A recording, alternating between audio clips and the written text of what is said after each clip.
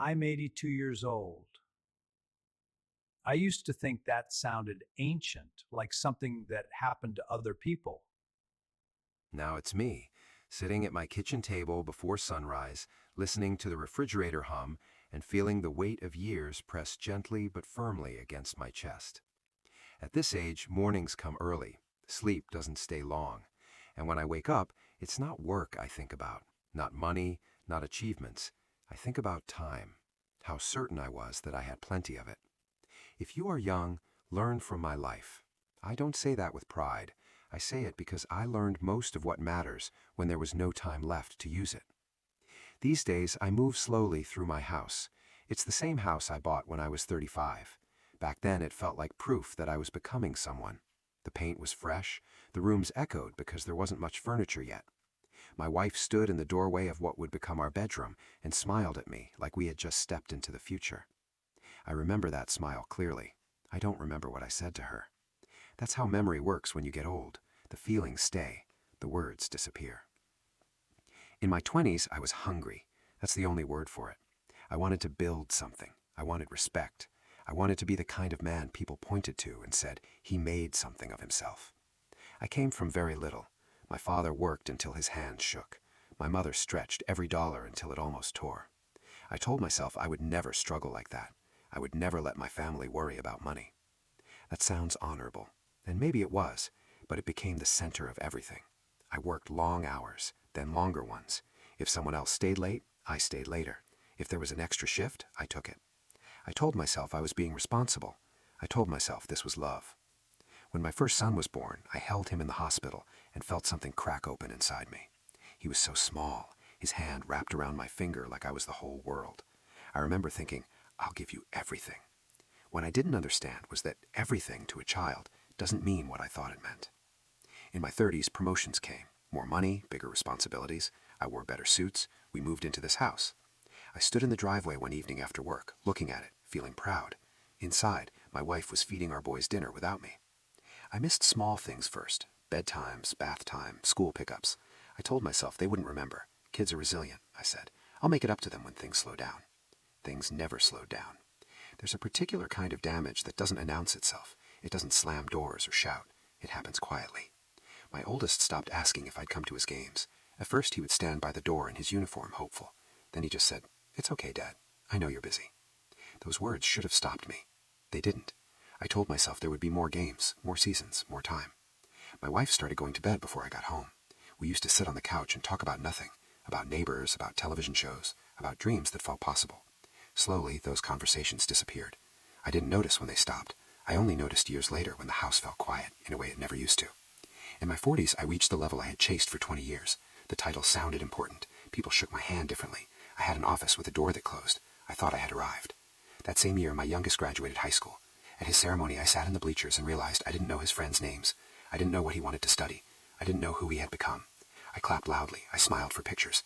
Inside, there was a distance I didn't know how to cross. We assume relationships stay where we left them, like books with a bookmark tucked inside. They don't. They move on without us. My wife changed too, not in dramatic ways. She became quieter with me, more self-contained. She built a life that didn't require my presence, because I had trained her to. One night, when I was 56, she sat across from me at the same kitchen table. The boys were grown by then. The house already felt larger than it should. She said, "I've been lonely for a long time." Not angry, not yelling, just tired. I wanted to argue. I wanted to list everything I had provided. The mortgage paid, the college tuition cover, the vacations we took once a year. Instead, I looked at her and realized I didn't know how to answer, because she was right. We stayed married. There was no dramatic ending, just two people who had grown around an absence. In my 60s, retirement came like a wall. For 40 years, I had been needed every day. My phone rang constantly. My opinion mattered. Then one afternoon, it stopped. The first week felt like a vacation. The second week felt strange. By the third, I understood something I had avoided my whole life. I didn't know who I was without work. I tried to reconnect. I called my sons more often. They were polite, busy. They had their own families by then. I would drive to their houses and sit in the living room while my grandchildren played on the floor. They were sweet with me, but I was a visitor, not a foundation. That position had been earned years earlier, and I hadn't been there to earn it. The turning point came quietly, the way most important things do. My wife got sick when she was 72. It started small, fatigue, then tests, then words from doctors that felt unreal. Cancer. Suddenly time, the thing I had spent my life assuming, became fragile, measured in treatments, in months, in "we'll see." I sat beside her hospital bed and held her hand, the same way I had when we were young. Her fingers were thinner, her skin almost translucent. We talked more in those months than we had in years. She told me about the afternoon she had waited for me to come home early, about the school plays where she scanned the audience hoping I'd surprise her, about the nights she lay awake beside me, listening to me breathe, feeling alone. She didn't say it to hurt me. She said it because there was no more room for pretending. I apologized more in those months than in the rest of my life combined. The words felt so useless. She squeezed my hand and said, "I know you thought you were doing the right thing." That was the worst part. I had. When she died, the house changed. The air changed. I would walk into a room and forget for a split second that she wasn't there. Then I would remember. Grief was heavy, but regret is heavier. In the years since, I've had a lot of time to think. Too much time. I sit on the porch in the evenings and watch the sun go down. I think about all the days I rushed through sunsets because I had emails to answer, meetings to prepare for, deals to close. For what? The money helped, yes. It gave my family comfort, education, stability. But comfort without promises is dead. If you are young, understand this. Success will ask for everything. It will not tell you the price up front. It will tell you just one more late night, just one more sacrifice, just a few years of pushing hard. You can rest. There is always another rung on the ladder. And while you climb, the people you love are living their lives at ground level. Birthdays, small victories, ordinary Tuesdays. You think they will wait. They won't. Not because they don't love you, but because life keeps moving. I used to believe regret came from failure, from not achieving enough, from missing opportunities. That's not my experience. My regret comes from delay, from feeling I could show up later, from believing apologies would still matter years down the road, from thinking presents could be postponed. There are moments that do not repeat. The last time your child reaches for your hand without hesitation. Last time your wife looks at you like you are her first call and something good happens. The last ordinary dinner before illness enters the room. You don't get notified when those lasts happen. They just pass. Now at 82, I understand something simple. Love is mostly time. It's sitting in the same room. It's listening to stories you've already heard. It's showing up when it's convenient. I traded too many of those moments for meetings that no one remembers now. My name needs to be on doors, on documents, on announcements. Now it's on the mailbox. And that's alright. This is the natural way of things. We fade. Positions disappear. New people take over. What remains, if you're lucky, are relationships, or the absence of them. My sons call me every week. They are good men. I am proud of them, truly. But there's a formality to our conversations, a carefulness. We love each other. But there's stations between us that perform slowly, over decades. Those spaces don't close easily. And I don't tell you this to make you afraid of ambition. Work hard, build things, provide. There is dignity in that. But don't confuse providing with being present. They are not the same. If I could sit across from my 30-year-old self, I wouldn't tell him to quit his job. I wouldn't tell him to stop striving. I would tell him to go home earlier, to sit on the floor and play one more game, to ask his wife about her day and actually listen, to understand that exhaustion is sometimes a sign you are giving your life to the wrong altar. I would tell him that time is not a savings account. You cannot store it for later use. You spend it as you live it, and once it's spent, it's gone.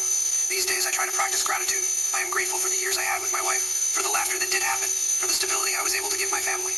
Gratitude and sorrow can sit in the same chair. I've learned that. Some afternoons, my granddaughter sits beside me on the porch. She asks simple questions about when I was young. I answer slowly. I try not to rush the conversation. When she leaves, I stay in that chair a little longer. I am aware, in a way I never was before, that this too will end. If you were young and listening to an old man talk, don't brush it aside. I once did that with people older than me. I thought they were just nostalgic, out of touch. They weren't. They were looking backwards with clarity they didn't have, but they were moving forward. You don't need to become obsessed with that. Just remember that life is happening now, someday. All your parents. Sit with your partner without your phone in your head. Leave work on time once in a while, even if it makes you uncomfortable. The world will continue spinning. Your child will remember that you stayed. At 82, I don't need much anymore. A quiet morning, a phone call, a memory that doesn't hurt too sharply. I have made peace with many things, but if my life can service anything, might it be this. Don't wait to live the part of life that matters most, because one day you will wake up in a quiet house, and the only thing louder than the silence will be the realization you thought you had more time. If this meant something to you, hold on to it. Not my words, your people, while you still can.